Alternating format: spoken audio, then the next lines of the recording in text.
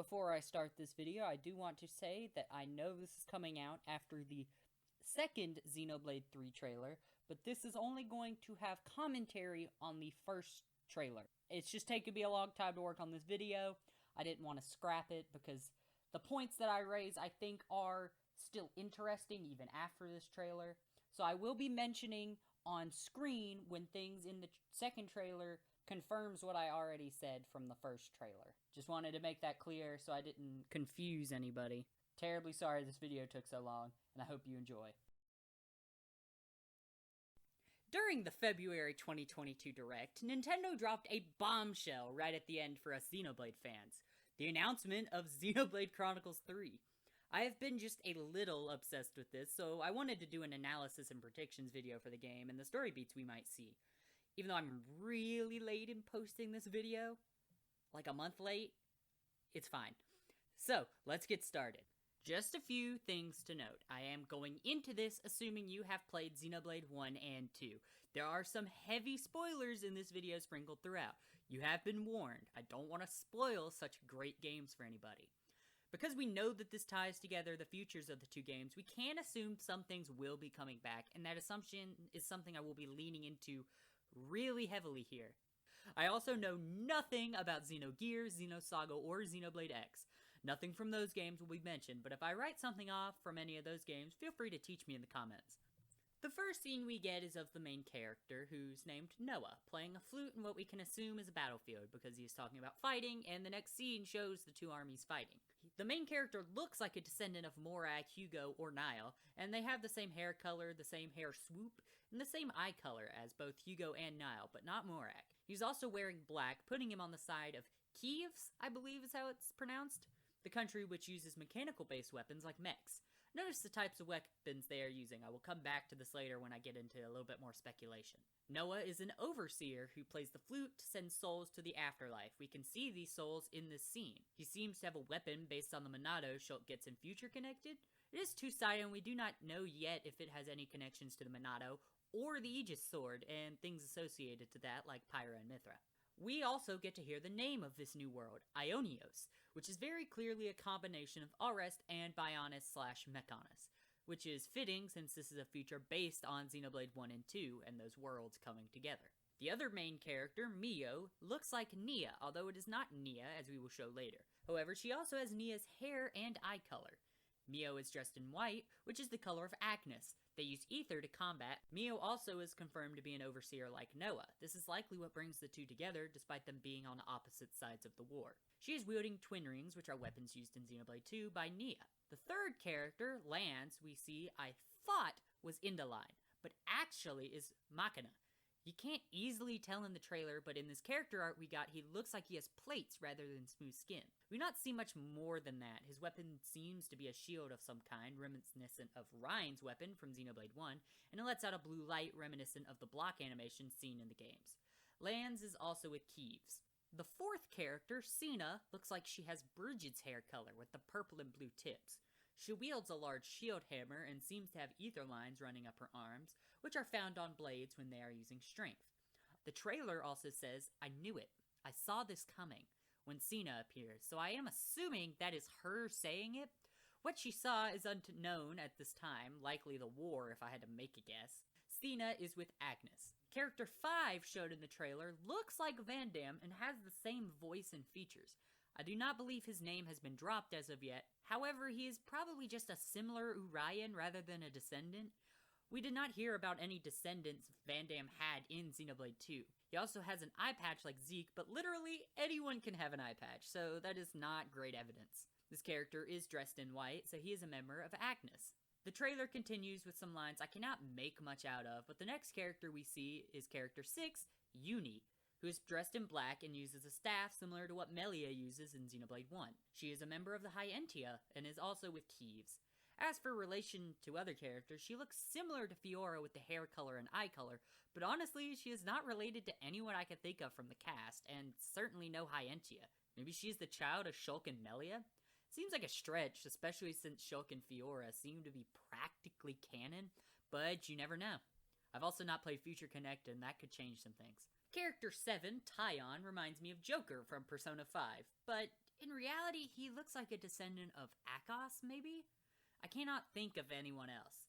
Anyway, he looks badass and is one of my favorite characters shown off. He is with Agnes. Next, we get lots of shots of new areas. The first shot shows off a grassy area that just looks like your stereotypical grassy area. Possibly related to Gar Plains based off of this feature here, but I'm not totally sure. However, the next shot shows off that we are crashed near the Orion Titan that is visible in the key art. We can also see a blue orb on the right side here, so we can assume something like collection points are returning. Whether it uses field skills like 2 is yet to be seen. The next shot we see could possibly be in this grassy area. We also see the Mechonis sword in the skyline. If this is the same area, could that mean the Orion Titan and the Mechonis sword surround the central area? In that case, could this be the End Island from Xenoblade 1 and 2? This would affect a theory I have that I will share at the end of this video. The next shot shows a desert-like area with some structures in the background that I could not really identify. It also has these badass orange trees that are reminiscent of the trees inside Uriah, but we already know Uriah's fate is frozen over. I actually think we can see Uriah in the shot with the spines visible here. This also looks similar to this area in a previous shot, so that could be connected. This shot shows a really cool area. It looks like a robot mining out something in the desert. It is likely connected to Keeves, as this robot in the first shot looks very similar to it. And to mention it now, both of these characters look like the faced Mechon from Xenoblade 1, which would make sense if the Machina are also in this future. The next few scenes fly by really quickly, so I'm also going to fly through them pretty quick. The first is a mechanical city similar to Moradane in my eyes. I assume this is Keeves because the city looks mechanical, so it is probably not meant to be more Ardain. The next one is in an area reminiscent of Machna Forest and the Great Machna Falls. It has a big white robot which would be property of Agnes. The next area is covered in fog and has a big white structure. Another Agnes structure in this area could be similar to Satoral Marsh. That is the only area I can think of with that kind of fog. It's likely just a new area entirely, if I have to be frank. Next is the most bizarre area in the trailer for me.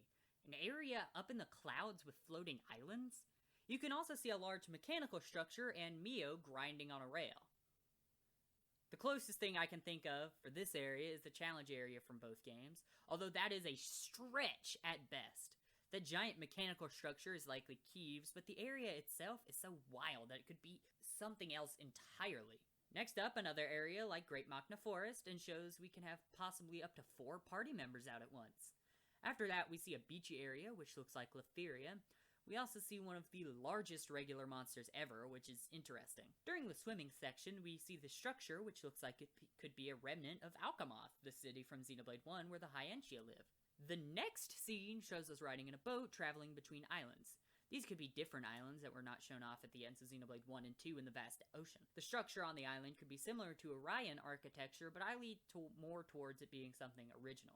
I've glossed over all the talking from this part, but it sounds like our Van Damme look-alike. He mentioned Sword March, I believe, which is pierced by what I assume is the Mechonis sword.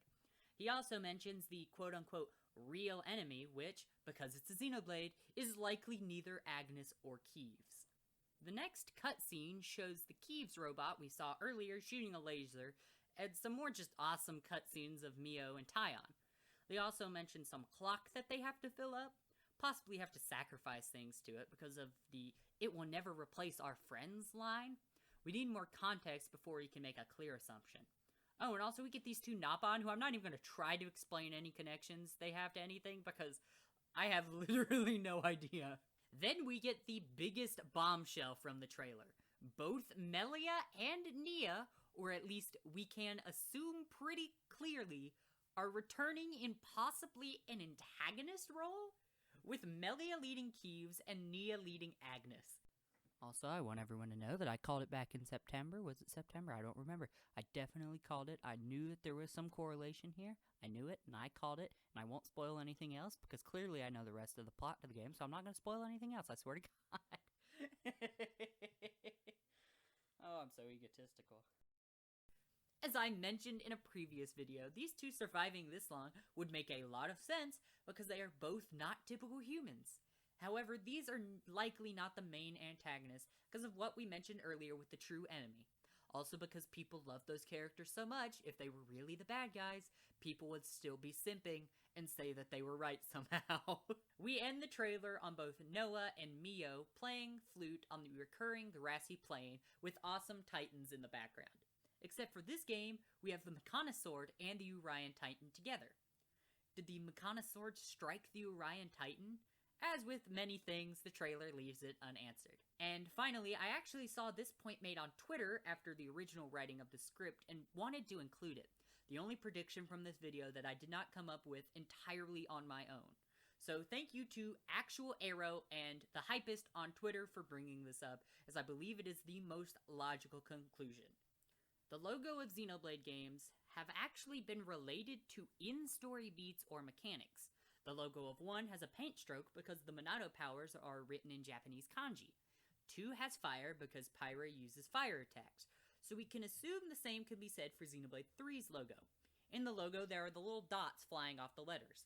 We assume these are based on the glowing lights that appear when the characters play the flutes, which if I recall correctly is basically the characters sending dead souls to the afterlife. These are all the Xenoblade connections I can make to things that are in the trailer.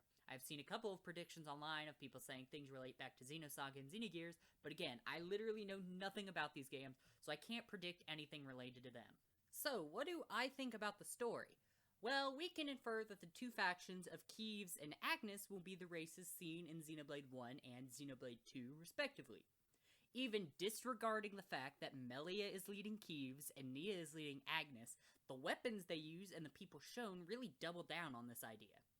Keeves has Hams, Machina, and High Entia from what we can tell, and they use energy swords and guns. I'm aware there are technically guns in Allrest, such as the Ether Cannon weapon class, as well as Moradane's guns, but Xenoblade 1's characters literally use guns all the time, and Sharla wields a sniper rifle. In addition, the Hams seem to lean more into machines than Allrestians did, and one of the races from Bionis and Mechonis are literally robot people. The Agnes people we see are Mio, who is Gormati and has a flesh-eater core crystal, Sina, who has visible ether lines, and Tyon, who has the origami crows that are controlled with ether, and again might be a descendant of Akos. The weapons we see from Agnes people are shield hammers and twin rings, which are both blade weapon classes. Tyon's origami birds could just be a new form of ether use. In addition, Nintendo says that people from Agnes are proficient in ether use. All of these things combined make me think that everyone from Agnes is either a flesh-eater or a blade, and maybe the humans from Allrest went to the side of Keeves? That would explain why Noah looks to be a descendant of Morag or Emperor Nile, and why he is a part of Keeves rather than Agnes. However, that does not explain why our Van Dam lookalike, who appears to be Urian, is with Agnes.